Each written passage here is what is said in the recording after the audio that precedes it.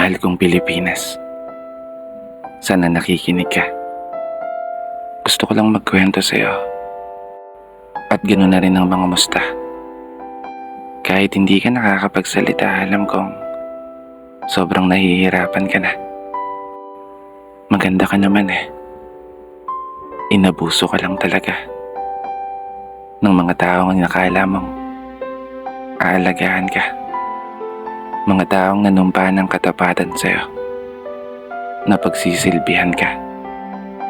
Mga taong pinagkatiwalaan namin na sa'yo'y magsasalpa sa mga panahon na haharap ka sa unos bilang isang bansa na matatag at palaban.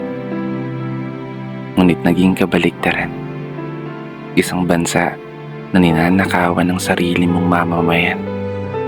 Isang bansa na dapat ay pinoprotektahan.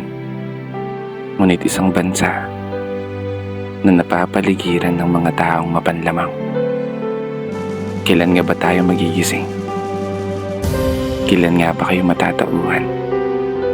Kailan mo nga ba isa sa puso na inihalal ka ng taong bayan upang maglingkod?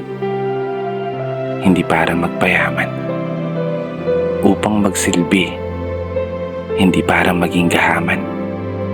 Imulat mo yung mga mata mo upang tuluyan mong masilayan ang katotohanan na nakakapagod ng maging Pilipino, nakakapagod ng maging mahirap sa isang bansang inakala naming iingatan mo.